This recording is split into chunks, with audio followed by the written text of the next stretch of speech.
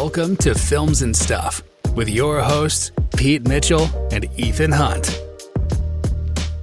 Hi, everybody. Welcome back to the Films and Stuff podcast. I am Ethan, joined, as always, by the MVP of the show, Most Valuable Pete. Hey, Pete, what's up today? Not much, buddy. How are you? I'm good. We are officially in the throes of the summer blockbuster season, are we not? That's right. Last week was, in fact, the first week of the 2026 summer blockbuster season. It comes fast, and then it's intense. Let's just do a quick rundown of what we've got out. Devil Wears Prada 2. Yep. Michael. Yep. Mortal Kombat. Yep. I think next week is Mandalorian and Grogu. 2 weeks for me, but yes. Anything else that's out or imminently to be released? Not at the moment, no. So that's kind of like the first salvo, right? The opening salvo, if you will. And it's only, again, we're the first half of May. Of those, what have we seen? We saw The Devil Wears Prada 2. In fact, I saw it last week on opening weekend. I saw it a little bit later, but I did also see Devil Wears Prada 2. The cast is back, right? Meryl Streep, Anne Hathaway, the Tooch. Was Emily Blunt in the first one? I read that she was, but I didn't remember her, actually. Yeah, she was the main assistant. She was Emily. She was one of the Emilys. Oh, I totally forgot that she was in the first one. I saw it referenced like a few times. I'm like, really? I can't remember that. So the cast is back. The big four. Now, most listeners who have been listening to our podcast for a long time will probably think, hey, wait a minute. The Devil Wears Prada. This doesn't sound like the type of movie Ethan and Pete would be looking forward to watching. And they'd kind of be right. They'd most likely be right. Yeah. However, the first movie held a special place in my heart, not least of which because I have a massive crush on Emily Blunt. Oh. But it was a funny movie that kind of came out of nowhere. I enjoyed it thoroughly. Secondly, this is one of the few movies that I could confidently go to the cinema with my sister and my mom with and know that they would probably enjoy. Yeah, and that's what I did, is we went together. The three of us went to see the film. And it was, it was one of the rare occasions because, like, when I go to the cinema, it's like, am I going to take my mom to see Star Wars? MCU. I don't think so. Yeah, I have to say, that's a very, very good, I don't want to say a silver lining, but that's a very, very good element to this movie. The first movie, I agree, I think was so well received because Meryl Streep's character, right, Miranda Priestley, was so awful. Like, she really, really created that character, and like everyone kind of like identified, knows that character now, right? She really created a timeless character. Let's get into this new one. But before I ask you what you thought of the movie, I don't know if you're aware, but in Dubai, there is, like generally for summer blockbusters, when you order like a big popcorn, now they come in this like commemorative tin. Yeah, they do for certain movies. That's right. So apparently in Dubai, the tin is like a red handbag, and it's like viral, and they're no longer even available. Yeah, because I heard that Dubai only received an allocation. The whole city of Dubai received an allocation of only 30 of those units. Oh, I heard something different, but that's a good point. It's a very low number, yeah? But apparently these red handbag tins are just like the thing if you can try to get one. Yeah. A common friend of ours, he told us that they're only being available to people who buy a special class of ticket, and that too on a lottery. Oh my gosh. Yeah. Let me tell you, my theater experience was surprising. First of all, packed like crazy. It was absolutely slammed. Second of all, considering I watched it in India, considering how American, and really this is an American show as you can get, right? Oh yeah. It's obviously Miranda Priestley is based on Anna Wintour and Vogue, that kind of thing. Mm-hmm. What's interesting is all the humor and all the jokes landed really well. And, that's not to say that people here don't get jokes. It's not that. It's just things that you wouldn't expect because they're what I would have thought to be maybe a little culturally more leaning on the American side. Yeah. People were laughing their butts off here. So in terms of, I know that this is pitched as more of a drama than a comedy, but this turned out to be like almost in the level of a comedy. People were laughing out loud in the cinema quite a fair bit, including my mom, which is even rarer. What did your mom laugh about? Give me an example, like one of the lines. Where she, it wasn't even a line. It's just that general contempt that Meryl Streep has for her assistants. Yeah. And then there was that running gag where her new assistant is kind of like telling her these are things that you can say and can't say. Yeah. Right? Like, so there was that like she obviously wanted to say one of the models was too fat, but she couldn't say fat anymore. So she's like, oh yeah, she's a little too body positive. You know what I mean? So, and like everyone in the theater got that. So they were all laughing about that kind of thing. Oh, that's funny. I thought The Devil Wears Prada, the original, was quite good. Like, it has a positive vibe still with me. I wasn't dying for there to be, like, a sequel. Yeah, like, no, not at all. I didn't think there needed to be. And I have to say, one of the things you just touched on, which is kind of like the more politically correct adjustments that culture overall has now embraced, has kind of blunted Meryl Streep's character, right? Like, there's some funny ways to embody that, like what you said about, oh, she's a little bit too body positive. But, like, the original character from Meryl Streep, right, was so awful and nasty and blunt that's what I really enjoyed about that character, right? And I felt like they really watered down that character a little bit, that it just didn't have the same biting tone that the original had. And one, that's just a product of whenever you have a sequel usually. But I thought also it was just made in a different era that naturally kind of like undermined what was so compelling about that character in the first one. Right. My overall impression of like the sequel was kind of like, yeah, I mean, it was definitely a good effort and there were bits and pieces here and there, but generally it felt a little bit flat to me, you know? Right. This has been a trend we've seen over the last, I'd say, 3 to 5 years, is especially on TV, but it's starting to happen in movies now, is you're starting to get what we call now legacy sequels, right? It's not just a sequel anymore. It's a sequel after 10, 15, 20, not even 10, 15, 20, 30 years, right? Like we saw that with Top Gun. We see this with Devil Wears Prada. We see it with a ton of TV shows, right? Like Malcolm in the Middle is back, and like all these other sitcoms from the early 2000s is back. So we're starting to see a lot more of this. And I think what a lot of that is doing, and the reason they're so successful, so Devil Wears Prada made a crap ton of money, is a lot of it is coming on the nostalgia, right? Like I really recall Devil Wears Prada fondly.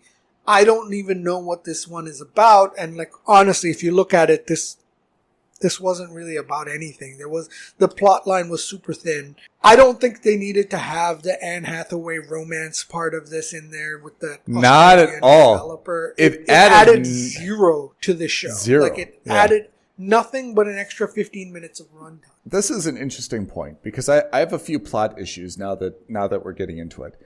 I felt like something was cut there. And that the original plot was maybe going to have this guy try to be the buyer. It seemed like there was a reason to have that guy in there. And then they decided that didn't work. So they really cut that role dramatically because I agree. As just a relationship, there was no passion and it didn't add to the plot at all. It was very strange. So I felt like it was something that they couldn't cut the whole thing, but it was supposed to be a bigger kind of plot twist and it didn't really go anywhere, and then they decided to scale it back. My other point was I thought this should have approached Meryl Streep's character from a different angle. Like, all we did was just kind of fast forward 20 years, same character, same job, yes, now she's got to be a little bit more politically correct and hang up her own jacket. I thought it should have been like she was retired and she was like, show that like she's totally out of the game now. She's been out of the game for 10 years. She was fired in this big scandal or something, or too nasty or whatever, right? Yeah. The world passed her by. She lost her job and she's just like, okay, well, this is what I got to do. And she's just kind of like this, not like sitting on the beach, but she's just kind of like an independent, like blogger or social media poster or something, right? Right. And then something happens and they're like, all right, we got to get her back in the game, right? And then they show like this really awkward transition for where she's got to get back. I thought there could have been like a lot of comedic opportunity in something like that. But I thought it was just so blah that you're like, okay, so where are we now? Oh, same position. She's just got to be nicer to people and she's got to hang up her own jacket, but she's still kind of a mean person. Like, it just seemed like such a continuation that I was looking for something like a little bit different, you know, that right. would shake things up. I thought that was just the way that they approached it. I thought was just a little bit boring. Same with Stanley Tucci. Same with Tucci, absolutely. You know? I think a lot of this movie was telegraphed. And look, we're now getting into the nitty gritty, like you said. Yeah. We're that's what we do. But that's what we do. But like, you don't hire Lucy Liu to play a 3-minute role in the beginning of this movie, and then you ultimately, immediately, I recognized that she was going to be the person who saves the show at the end of the movie. Yeah. Right? Like, it became super clear, and the whole Justin Theroux character and the relationship unnecessary. with Blunt, I wasn't a fan. Like, yeah, it was funny. It played for gags, but like it just seemed not great to me. Yeah, everyone just kind of kept the same role, and they're like, okay, well, let's just imagine we're going to do a sequel, so let's just see where we are in 20 years. I thought it would have been better. Like, Streep is gone; she's doing her own thing, right? Tucci is gone and like he's living somewhere by himself and like he's got a small restaurant and something happens. They're like, we got to get the band back together. We got to save the magazine, or we've got to do this, or there's this big thing coming up. And then you see everyone trying to like reconcile like their new personas, you know, to what they, you know, previously were, you know, like, whoa, Stanley Tucci's wearing like Birkenstocks and like sweatpants. Like, what happened to the guy, right?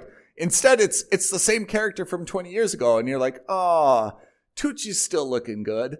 But wouldn't it have been fun if he would have been like a totally different career? And now he's like, Meryl Streep sees him and he's like, what are you wearing? What are those called? He's like, they're sweatpants. And she's like, what are those? You know, like, there's so much opportunity for them to like, similar to Jumanji, where you could just take the characters and kind of like mix them all up. Yeah. And I thought that would have added like so much comedy to it, right? And then like at the end, then Tucci puts on, you know, his dapper outfit, you know, and Meryl Streep puts on her dapper outfit. But like, they could have been like, you know, recognized each other and been like, what are you wearing? What are you wearing? Like, you know, there was just like so much comedy in getting them out of those roles, but instead all they did was basically fast forward and everyone was the same character. And I thought that was the missed opportunity that they should have taken from Jumanji, which I thought one of the best things about Jumanji was that they subverted all those expectations by mixing everybody up, right? Yeah, exactly. That's kind of where I was a little bit bummed about the movie, which was, oh, okay, it's just the same old thing, you know? Yeah, like, it was just more of the same. Exactly. But not as much. Like, if it would have been filmed, like, I know it's 20 years later, but if it would have been like the next year and you could still have a really, really nasty, biting Meryl Streep character, then I would have been like, okay, well, this is great. You know, I love how nasty she is, right? But instead they had to kind of like water down that character. And I thought that just, if you have to water down the character, then you might as well go all the way and like put her in sweatpants, put her in like this floppy hat. Like, make her make her silly, and then, you know, she's totally gone a different way, and everyone's like, this is the person who used to be the head of Runway? Like, this is the person who used to be like the change catalyst or the style catalyst, and now look at her, like she's gardening and she's like, you know, just do something different, you know? They didn't do that, and that I thought was a missed opportunity. Yeah, look, it was more of the same, which, I mean, again, for a Lego sequel isn't terrible, right? I mean, It was not, as much as I love Top Gun 2, it was not dissimilar to what they did for Top Gun 2. This was as serviceable as you could get, or as safe as you could get without, offending anyone. Yeah, you didn't offend any of the old fans of the movie, but I don't know if you did much to win over any new fans either. Like I said, I thought it was a missed opportunity. It's totally watchable, but I think it's kind of like just a shoulder shrug at the end. Kind of like, meh. Yeah, all right, exactly. Look, do I regret watching it in the cinema? No, but this is as strong a wait for streaming as there could have been for a summer blockbuster movie. Like I said, I was disappointed with it. I mean, as much as I really wanted it to be something, the original, I think, is definitely always going to be a part of pop culture. The sequel, stayed, loyal to that. Yeah. But certainly as a standalone, not really worth seeing. Okay, let's talk about what are the next kind of big summer blockbusters that we want to see then. So the other ones I've got on my list that are out now is Michael. So Michael is not a summer blockbuster. It came out just before the summer movie sequel, the summer movie season. That's why it's not on either of our lists. Yeah. Otherwise, I think I would have put this as a wild card because Michael Jackson, very controversial character, much beloved, certainly, but also a lot of controversy tied to him. And the thing about biopics is that it really comes down to who the actor is playing. The advantage, there's one pro and one con to the Michael biopic. The pro is the actor playing Michael Jackson is Michael Jackson's nephew. That's so right. in terms of whose son is he? Jermaine Jackson's son. So the pro is that it's played by a member of the family. So in terms of look, in terms of, maybe behavior, it'll be the closest you can get, right? Yeah. Because there's going to be obviously a familial resemblance. The con is, I've never heard of this guy, with all due respect, outside of the conversation that he is Michael Jackson's nephew, right? Yeah. What are his acting abilities? What are his skills and capabilities? No idea, right? So that could also make or break this film. Now, the good news is the film has been an absolute smash at the box office. Has it? Oh, it's made a ton of money. And critically, it was well received. I don't think it was like an amazing Oppenheimer-style movie, but it was received very well. And financially, it's done incredibly well. And everyone has near universal praise for the kid, Jafar Jackson. Okay. Well, that's Devil Wears Prada 2. Let's see, maybe next week you'll be able to give us a review of Mortal Kombat. I'll try to see Michael. I'm probably not going to see Mortal Kombat, but I'll make it a point to try to see Michael. We can do a double-headed review of both of them. Yeah, that's a good idea. Before we sign off, do you want to give everyone our YouTube and other social media creds? Absolutely. Leave a comment below, like this video, subscribe to our channel, and do not forget to hit that notification bell so that you know when the next episode of the Films and Stuff podcast drops for you.